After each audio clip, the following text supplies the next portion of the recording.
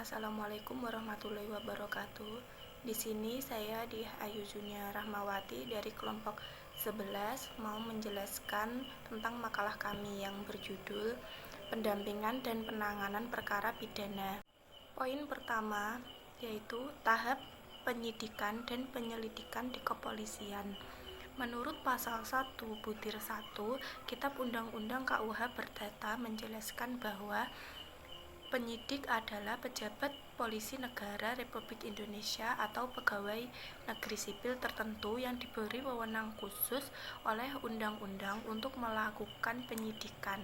Sedangkan pada butir 4, pasal tersebut mengatakan bahwa penyelidik adalah pejabat polisi negara Republik Indonesia yang diberi wewenang oleh undang-undang ini untuk melakukan penyelidikan.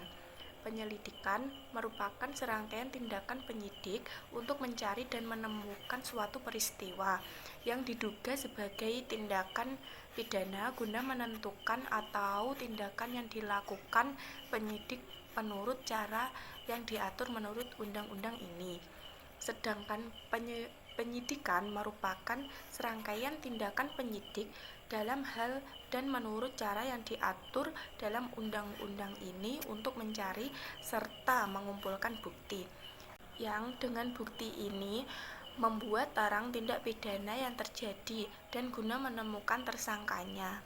Pelaksanaan penyelidikan dan penyidikan dilakukan setelah diketahui atau diduga telah terjadi atau tindak pidana berdasarkan laporan, pengaduan dan informasi dari masyarakat, baik laporan ataupun pengaduan serta informasi dari masyarakat yang diterima penyidik atau penyelidik merupakan bahan yang masih mentah dan perlu diadakan penelitian dan penyaringan.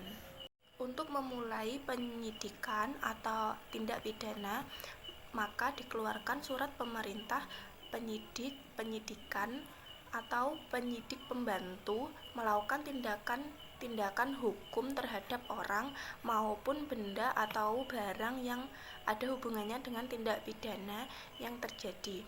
Tindakan-tindakan dalam suatu penyidikan tersebut antara lain yang pertama adalah penangkapan. Untuk memperlancar proses pelakuan penyidikan tindak pidana, maka perlu dilakukan penanganan terhadap seorang yang diduga keras melakukan tindak pidana berdasarkan bukti permulaan yang cukup. Yang kedua yaitu penahanan. Untuk kepentingan penyidikan, penyidik atau penyidik pembantu atas perintah berwenang untuk melakukan penahanan atas bukti permulaan yang cukup bahwa tersangka diduga keras melakukan tindak pidana yang dapat dikenakan penahanan. Penahanan ini dilakukan dengan pertimbangan bahwa tersangka dikhawatirkan akan melarikan diri, merusak atau menghilangkan barang bukti dan atau mengulangi tindak pidana yang telah dilakukan. Yang ketiga yaitu pemeriksaan. Pemeriksaan dilakukan untuk mendapatkan keterangan atau kejelasan tersangka dan atau saksi dan atau barang bukti maupun tentang unsur-unsur tindak pidana yang telah terjadi, sehingga kedudukan dan peranan seorang maupun pemeriksaan atau BAP. Yang keempat yaitu penggeledahan. Pertimbangan penggeledahan dan pembuatan surat perintah penggeledahan adalah laporan dari polisi, hasil pemeriksaan tersangka dan atau saksi-saksi dan laporan hasil penyelidikan yang dibuat oleh petugas atau perintah penyelidik atau penyidik pembantu. Yang berwenang mengeluarkan surat perintah penggeledahan adalah kepala kesatuan atau pejabat yang ditunjuk selaku penyidik atau penyidik pembantu. Sasaran penggeledahan adalah rumah dan tempat-tempat tertutup, pakaian, serta badan. Yang kelima yaitu penyitaan. Perkembangan penyitaan dan pembuatan surat perintah penyitaan adalah laporan polisi, hasil pemeriksaan, laporan hasil penyelidikan yang dibuat oleh petugas atas perintah penyelidik atau penyidik pembantu dan hasil penggeledahan. Yang mempunyai wewenang mengeluarkan surat perintah penyitaan adalah kepala kesatuan atau pejabat yang ditunjuk selaku penyidik atau penyidik pembantu. Poin yang kedua yaitu penyidikan dan penuntutan di kejaksaan. Jaksa adalah pejabat yang berwenang oleh undang-undang ini untuk bertindak sebagai penuntut umum serta melaksanakan pengadilan yang telah memperoleh kekuatan hukum tetap.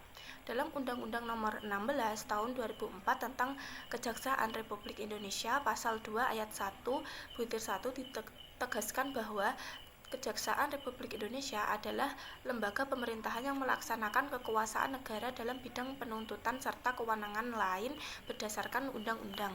Yang selanjutnya tujuan dilakukannya penuntutan. Yang pertama yaitu untuk melindungi kepentingan umum.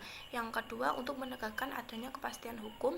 Yang ketiga sebagai konsekuensi yuridis asas negara hukum. Maka dengan dituntutnya seorang di depan sidang pengadilan dimasukkan guna terciptanya kebenaran material dan diharapkan seseorang mendapatkan perlakuan adil.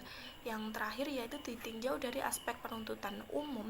Tujuan dilakukannya penuntutan ini adalah untuk menegakkan asas legalitas yang mewajibkan kepada penuntut umum melakukan penuntutan terhadap seseorang karena dugaan melanggar peraturan hukum pidana sepanjang asas oportunitas tidak ditetapkan dalam perkara tersebut.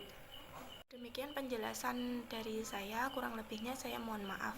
Wassalamualaikum warahmatullahi wabarakatuh.